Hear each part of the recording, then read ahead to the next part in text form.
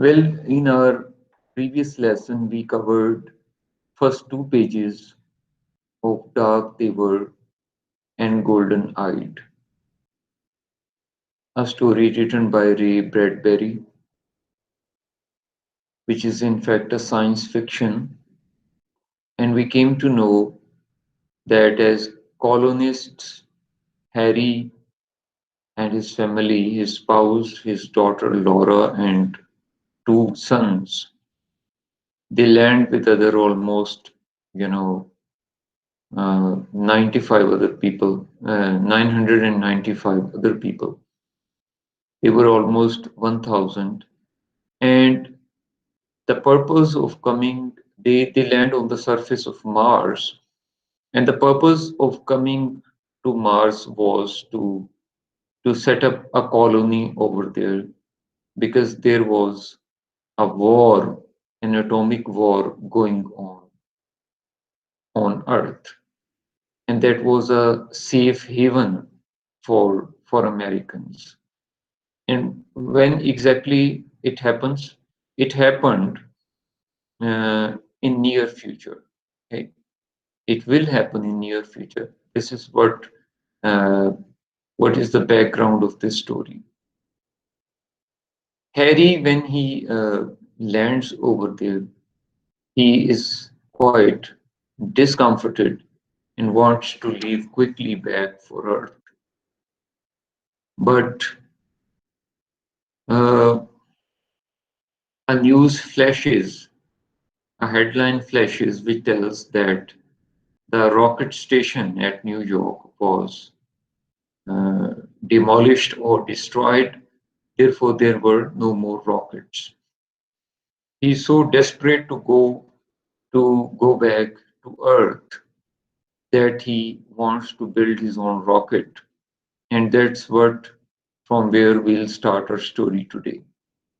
But he was gone. In town, on the shadowy step of the grocery store, the men sat with their hands on their knees, conversing with great leisure and ease. Conversing, बातचीत, conversation. Leisure, आसानी, आराम, सुकून.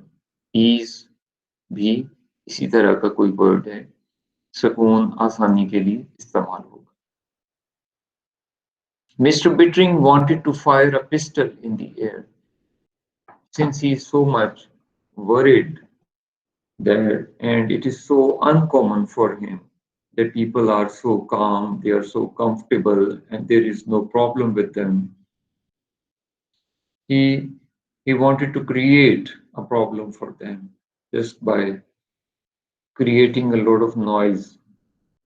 What are you doing, you fools? He thought. Sitting here, you have heard the news. We are stranded on this planet. Well, move. Are not you frightened? Are not you afraid? What are you going to do? These are all his fears, and he wants to he wants to spread them. He wants to get company of others who would join him to feel such fears as he was feeling then. Hello, Harry, said everyone. Look, he said to them, you did hear the news the other day, didn't you? They nodded and laughed. Sure, sure, Harry. What are you going to do about it? Do, Harry, do. What can we do? Build a rocket, that's what. A rocket, Harry? To go back to all that trouble? Oh, Harry. But you must want to go back. Have you noticed the peach blossoms, the onions, the grass? Why, yes, Harry, seems we did, said one of men. Doesn't it scare you? Can't recall that it did much, Harry. Now, what exactly he wants them to feel the strange uh, feeling in everything, whatever is on the surface of Mars. Whereas people have become at home with Mars climate and they don't bother about it at all. Moreover, they feel that it is more secure to stay on Mars than to go back to all that trouble of atomic war on Earth. Idiots, he calls them. Now, Harry, Bittring wanted to cry. You have got to work with me. If we stay here, we'll all change. The air. Don't you smell it? Something in the air. A Martian virus, maybe. Some seed. Or a pollen. Listen to me. They stared at him. Sam, he said to one of them, Yes, Harry, will you help me build a rocket? Harry, I got a whole load of metal and some blueprints. You want to work in my metal shop on a rocket? You are welcome. I'll sell you that metal for $500. You should be able to construct a right pretty rocket if you work alone in about 30 years. Everyone laughed. Don't laugh. Sam looked at him with quite good humor. Good humor एक मजाक के अंदाज में एक अच्छे मजाक के अंदाज में Sam Bittering said, Your eyes. What about them, Harry? Didn't they used to be grey? Well, now I don't remember. They were, weren't they? Why do you ask, Harry? Because now they are kind of yellow colored. Now, one feature of Mars, according to Ray Bradbury, is that people, when they started eating food, Martian food, the food grown on the surface of or in the land of Mars, their eye color changed into yellow or turned into yellow.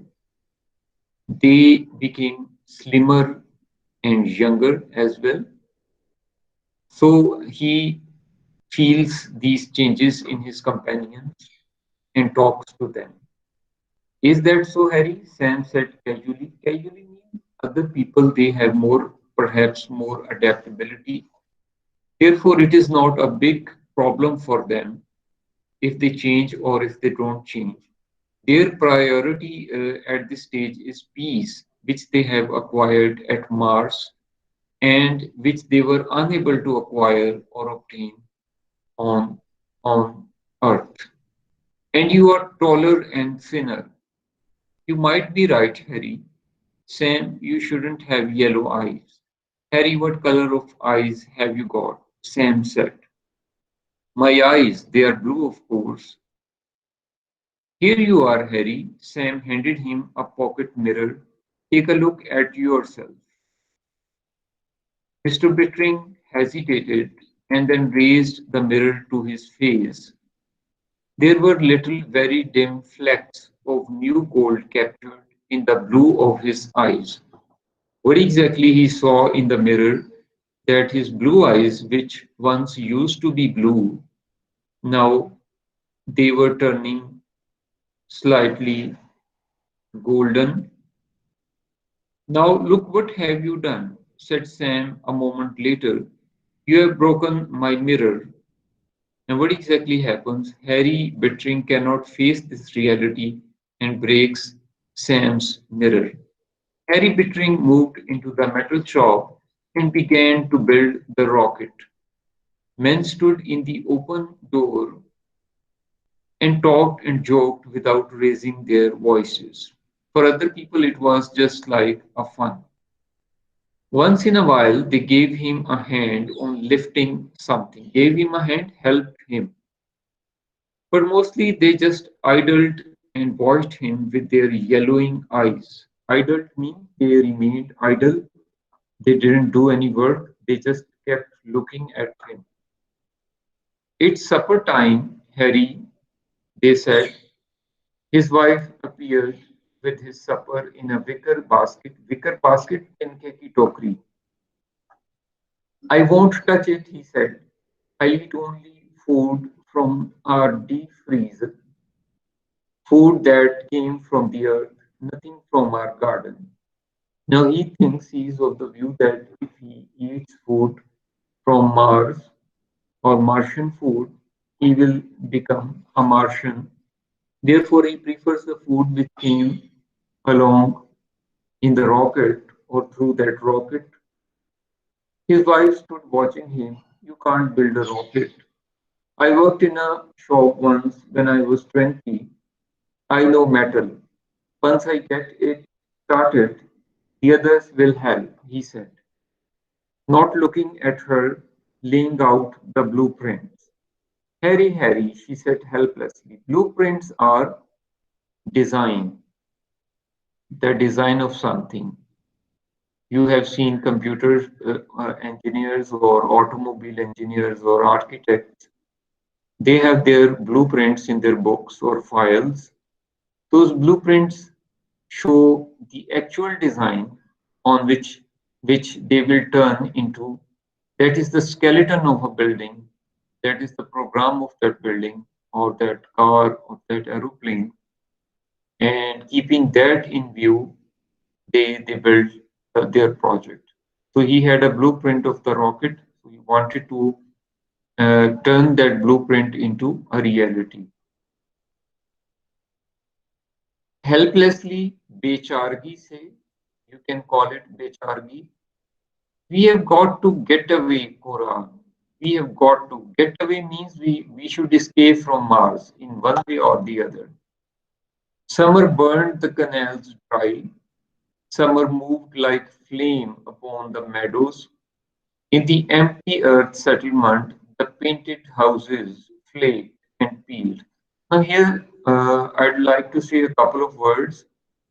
This is the settlement which was built by the Americans who were colonists over there, and their houses flaked and peeled. Peeled होता है प्लस्तर का उतरना, flake होता है ऊपर से सफेदी का उतर जाना. Rubber tires upon which children had swung in backyards hung suspended like stopped clock pendulums in the blazing air. Blazing बहुत गर्म हवा. Pendulum weight को कहते हैं.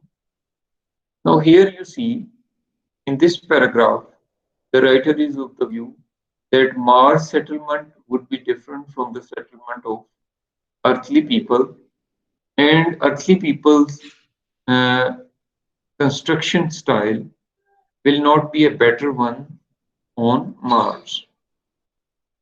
Therefore, their houses were completely D-shaped.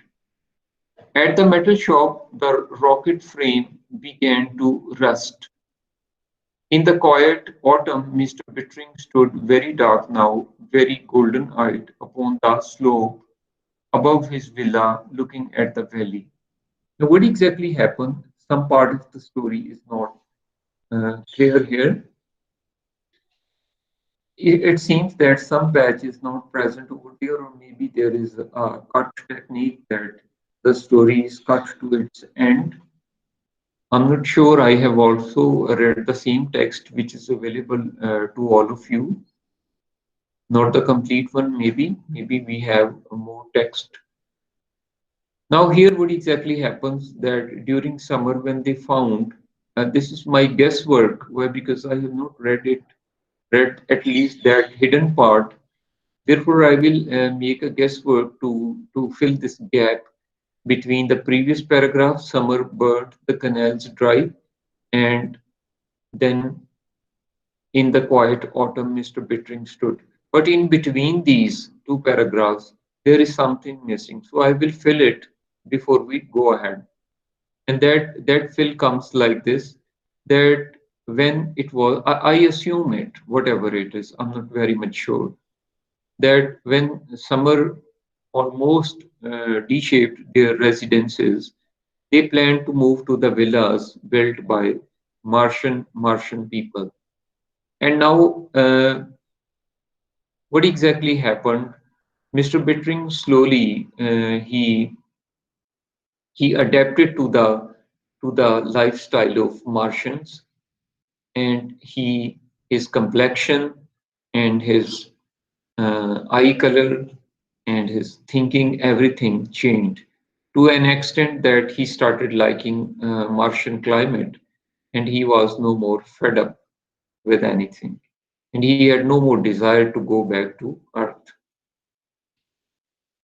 Very golden eyed means now his eyes had turned golden. Upon the slope above his villa is a big house looking at the valley. It's time to go back, said Cora. Autumn is a different season, so perhaps Cora points out that it is time that they should go back to their Earth settlement. But we are not going, he said quietly. There is nothing anymore. Now, there is nothing anymore may mean different things. It may mean that they are completely changed, and now living in American settlement will hardly do any good. Secondly, he is mentally changed, and there is no desire in him to go back and stay over there. Uh, your books, she said, your fine clothes. The town's empty, no one's going back. No one's going back here also means that he has become accustomed to the living style of others as well. Since nobody wants to go to Earth settlement, so he wants to adapt to the change and he doesn't want to go against the norm. He said there is no reason to none at all. None at all means nobody will follow this pattern now. Everybody is happy here. The daughter wove tapestries. Tapestries mean some decorations, and the sons played songs on the ancient flutes. Ancient flutes mean ancient flute can be is a musical organ uh, instrument, and it can be here. Ancient flutes mean that, and pipes. Flutes and pipes here may mean that they used certain instruments on which they played different tunes. Their laughter echoing in the marble villa. Marble villa, the villa built by Martians.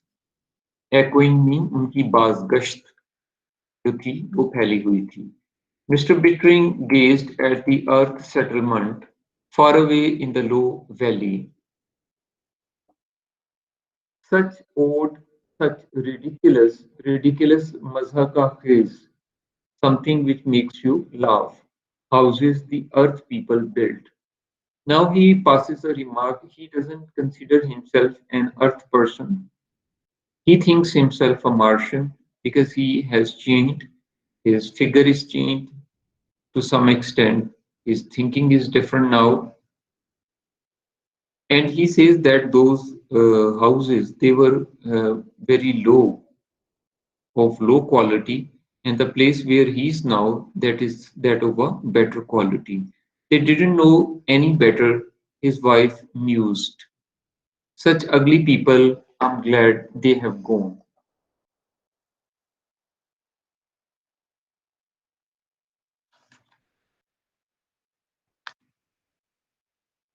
Mused means here thought. Mused thought. Socha. Such ugly people, I'm glad they have gone. They both looked at each other, startled by all they had just finished saying. Startled means they were quite surprised.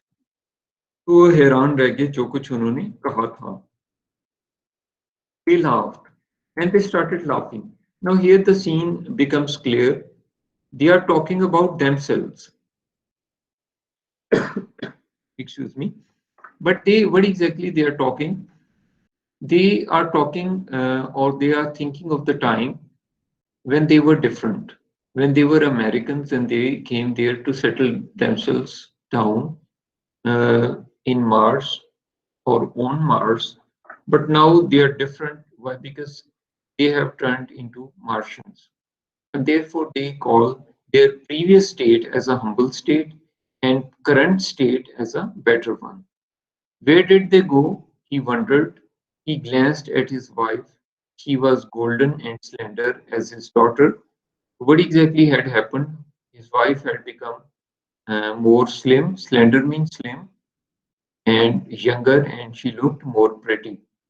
She looked at him, and he seemed almost as young as their eldest son. So the same was true to him. I don't know, she said. We'll go back to town. We'll go back to town maybe next year, or the year after, or the year after that. He said calmly. Now I'm warm. How about taking a swim? What exactly their case is that he doesn't want to go back, therefore, he says he procrastinates his decision of going back to Earth settlement. They turned their backs to the valley. Arm in arm, they walked silently down a path of clear running spring water. Spring water means that spring is a water channel where clear and crystal clear water was running for them. 5 years later, a rocket fell out of the sky. It lay steaming in the valley. Men leaped out of it, shouting, "We have won the war on the earth. We are here to rescue you. Hey." But the American built town of cottages, peach trees, and theaters was silent. Now people from US Army, they landed on Mars, and they told that they were there to rescue the people, the colonists. They found a flimsy rocket frame rusting in an empty shop, but what exactly they found, they didn't find any American there. The rocketmen searched the hills. The captain established headquarters in an abandoned bar, you understand, where drinks are served, a place where drinks are served. His lieutenant came back to report, "The town's empty, but we found the native life in the hills, sir. Dark people, yellow eyes, the Martians.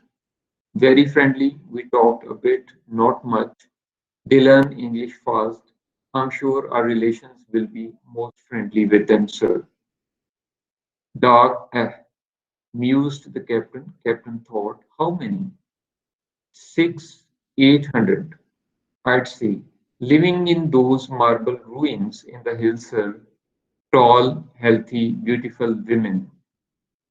Did they tell you what became of the men and women who built this earth settlement, Lieutenant? They hadn't the foggiest notion. Foggiest means slightest, chota sa, zara sa bhi. Notion, khayal, idea of what happened to this town or its people. Strange. You think those Martians killed them? They look surprisingly peaceful. Chances are a plague did this town in, sir, perhaps. I suppose this is one of those mysteries we'll never solve. One of those mysteries you read about or you read about. Okay. So this was the end of the story. I'm sure you have enjoyed listening to it. Now I'll give you two paragraphs, and what exactly you're going to do, you will translate them into into Urdu.